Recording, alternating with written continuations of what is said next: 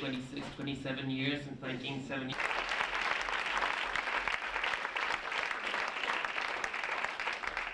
Terry Gilliam. That's enough. Well, I can do a whole tirade if you want. And there's a question over there. Micro très vite là-bas, s'il vous plaît. I was lucky enough or cursed enough, to have spent a good three or so months with Hunter Thompson, prior to filming. So he was just a wealth of information. He was a great source of information. He was incredibly generous with his time, with his private life. He let me move into his basement, become a termite, in all his, his great works. So yeah, really, it's due to Hunter's generosity and allowing me to absorb as much of him as I could.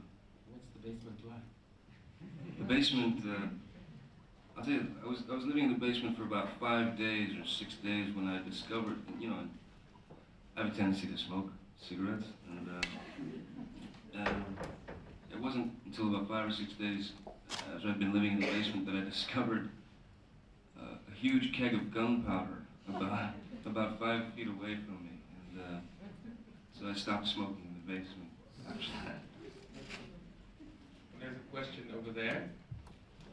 This particular incarnation of this film was started with Alex Cox directing and writing a screenplay. Johnny and Benny came on board, and Alex was thrown overboard somehow. And this is before my time. I don't know the ugly details, but Layla sent me a script that Alex had written when he was going to be directing it. And we read the script and got me interested in the project again, enough to read the book again and realize how much of the book was not in that script. We then went out to LA, met Johnny, Benicio, Layla, Hunter, and decided, yes, let's do this project. And so I came back to London and dragged in a good friend of mine, Tony Grizzoni, to sit down and write this thing. So we basically started from scratch, dived into the book, underlined all the good bits, ignored all the bad bits, and tried to assemble this thing. We did it in record time, like we've done the entire film. The whole thing was to be done as fast and furiously and energetically and crazed as one could. And we managed to write the screenplay in 8 days. And then we read it, and it was a piece of crap. And we read it because the book is so dense. There's so much in it, so much great stuff in it, that whatever you do, if you're given enough time, you start realizing how much you've left out of the screenplay, and it's very depressing when you realize you're not able to incorporate all of that book on screen. So we made some very definite decisions and plowed forward.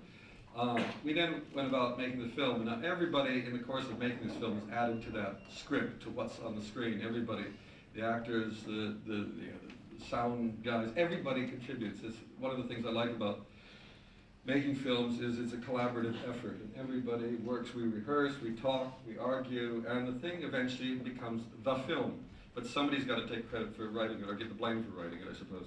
And Tony and I got that, and the film was then Universal Pictures submitted to the Writers Guild, saying screenplay by Gilliam and Grizzoni.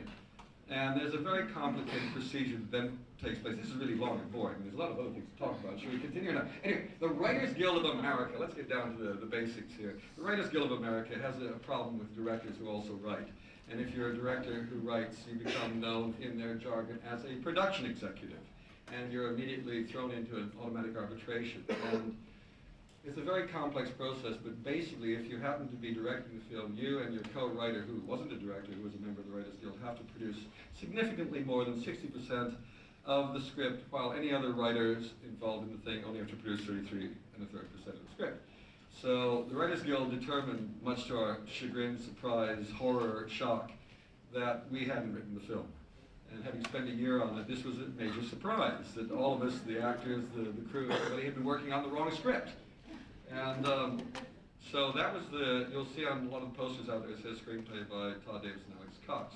Well, we then spent the next couple of months involving lawyers. Universal was able to, we brought more scripts into the mix. And at the end of this long, tedious procedure, we had to write a 25-page document, which actually took us longer to write than the script. to prove that we had written substantially more than 60% of the script, blah, blah, blah. And the Writers Guild, in their wisdom or terror or shame, reversed the decision and gave us credit. Now the surprise was that we didn't get put into second position of the credit. We were actually put into first position of the credit, which apparently has never happened before. So that's the story. And then, there we are. I think a lot of other people should be credited as well, but there's not enough room on the poster. Question over there, then here. German television. Frank Sinatra has died. That's why I would like to know from you, Johnny Depp, and from you, Terry Gilliam, what did he mean to you personally, and what is his place in the history of film?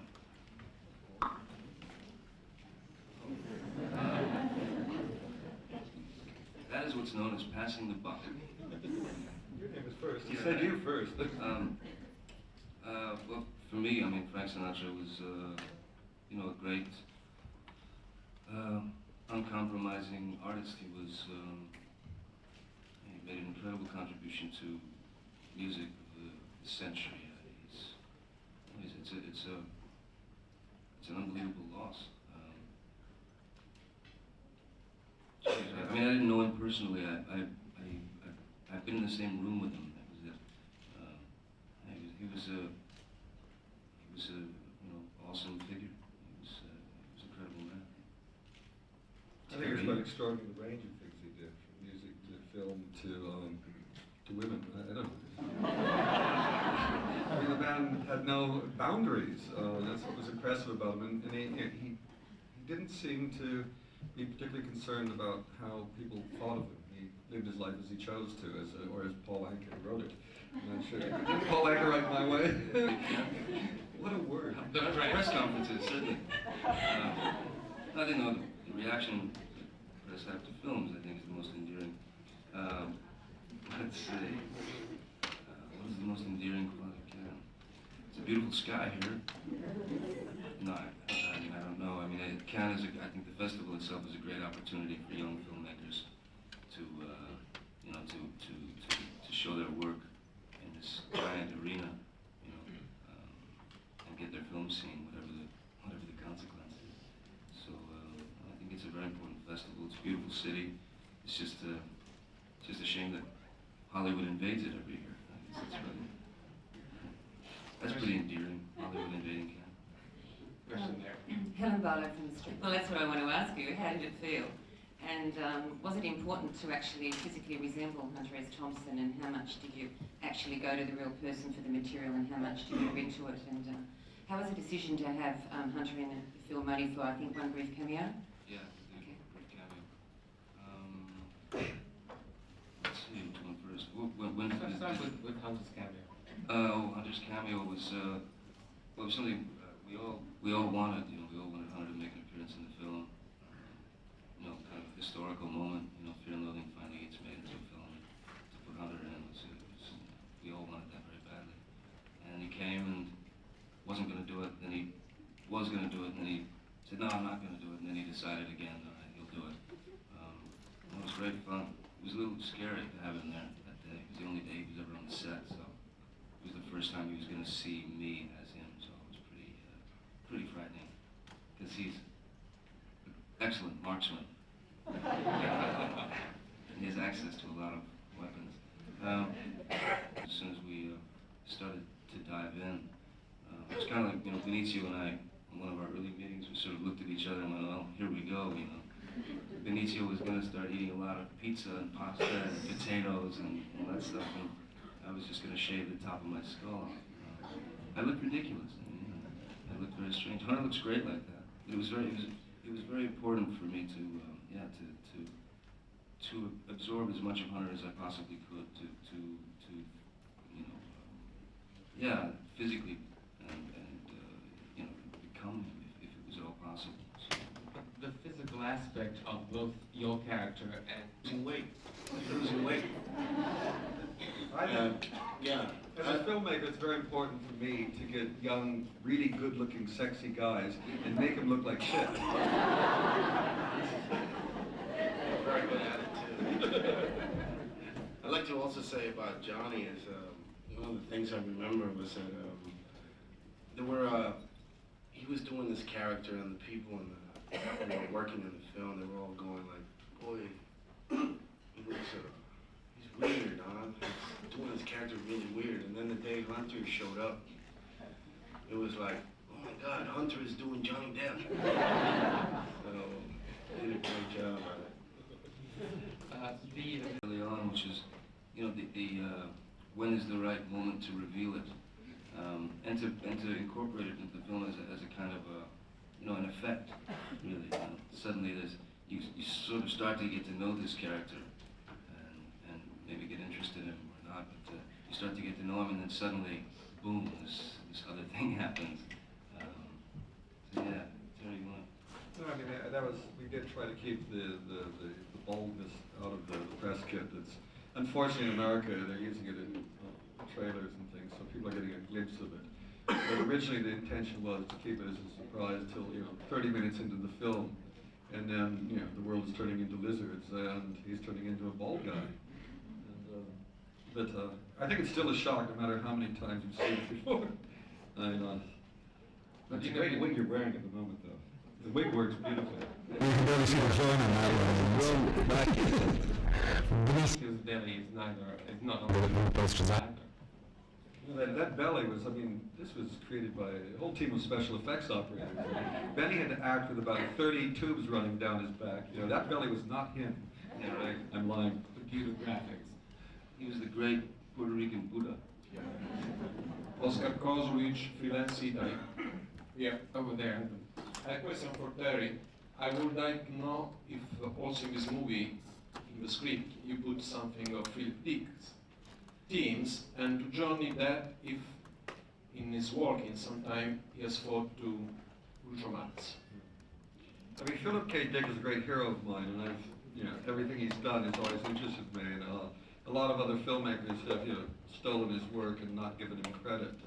But in this particular instance, this is what you see on the screen is really the work of Hunter Thompson. We didn't change much. It is what Hunter wrote. And the fact that he and Philip K. Dick share certain things in common, their perception of the world is just, they're meant at the same time or a similar time.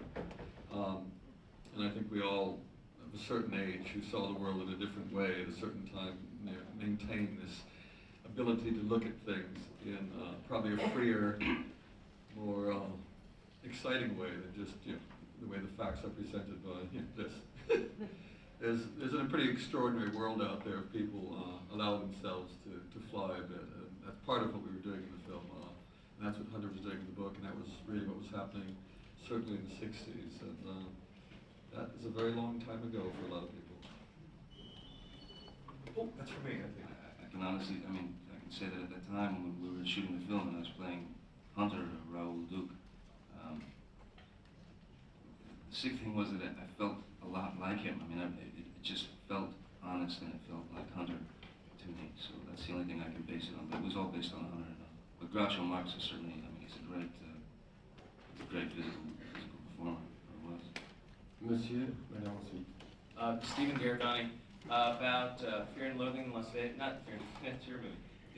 Where the Buffalo Roam, that... No, I can do one quickly. I've seen about 10 minutes of the film and that's it. There was Bill, he was very funny, he was doing a great impersonation of Hunter, and I decided I really didn't want to see any more because I think there's a difference. Bill is brilliant, truly brilliant, but I think he was doing an impersonation, and I think what Johnny does is the real thing, and there's a difference, and that was very important to me. I'd seen the film years before, because I've been a Hunter Thompson fan since I was a kid. I read most of his works, almost all. So yeah, I'd seen the film just based on my interest in Hunter. And I thought Bill Murray did a fantastic job. I thought he was hilarious. In fact, when we were doing Ed Wood together, I used to make him imitate, do that character again, I used to make him do that all the time because it made me laugh.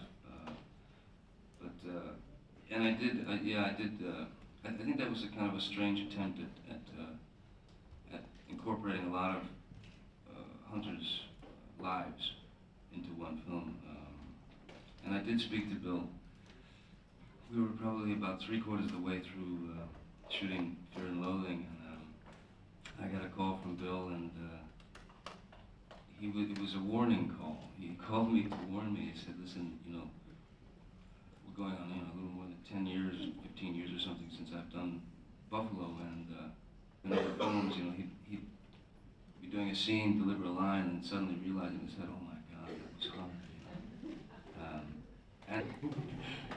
know. I'd like to know what each of you have planned next for future projects, and for Johnny, I want to ask about if you also have any plans to direct again, and if there's any sign of The Brave receiving U.S. distribution. Where should we go first? Start with the Do brain. any That of was us- brave. do any of us have a career ahead of us? We're all dying. Let's see. Yeah, The Brave, Will at the time was having to be in it as well. That was really, you know, a very difficult job. First-time director, first-time writer, and then acting in it as well. It was a whole lot of stuff to take on. But yeah, I'll definitely do it again. Christ, I'd do it again just to piss the critics off. And to steal 2.5 hours of their lives. I'm forever grateful for that. Yeah, I'll do it again. Yeah, I'm starting a film in Viciously in the rear end. And I want to let the smoke clear after that. So I've been just kept the film sitting in my house, and I'll probably do a little work to it and get it distributed this year, maybe later this year. My plans are really boring because I don't know what I'm going to do yet. I've got several projects and I've learned not to speak about them before they actually happen, because the moment I start talking about them, they seem to evaporate into the air. So I'll keep my mouth shut. Benicio? I kind of feel the same way, but I'll be. I think the book is astonishingly funny. I think it's about serious people being driven to excess. I think it's about the times and society, and it has wonderful hallucinatory moments. So in many ways it combined most of my interests. I always find it funny that people are surprised by this, because I thought I've been warning people for a long time that I'm capable of this kind of stuff. And I mean, for me, it was a very simple and direct expression of the way I felt about things, without any desire or need to apologize or to soften, because the book doesn't do it. I think the main thing was, for me, was to try to capture the book on film, which is a thing that people said was impossible. So the fact that we seem to have done that, from enough people have said that they couldn't believe it, and there's the book up on the screen. That, to me, is the great achievement. And it's odd to say, but I wasn't really thinking necessarily about what kind of film it was. The task was to try to be true to that book and get it up there honestly, without any apologies, because we seem to live in a world of nothing but apologies now, and people do not want to get into serious conflicts, which we're ready for at any moment. So that was me. I think, you know, the anger in it, the frustration in it, the despair in it, the nostalgia in it, the madness in it are all things that I have to live with for children. This is me. Question over there. Michael Kirkfeld, Real.com. A large part of your film is simulating altered states cinematically, which filmmakers have been trying to do since possibly Lost Weekend and then on up to all of And them. having not taken most of the drugs listed and described. And we tried to do it. We talked with Nicola Pecorini, the lighting cameraman, Alex. Sorry. We talked about different ways of doing it, different filters, different speeds of film, all those things. And we talked to people who had, you know, direct first-hand experience. And in a sense, we kind of threw it all out, having done a lot of research, and just worked in a very instinctive way. Because in a sense, I wasn't overly interested in specific drug conditions.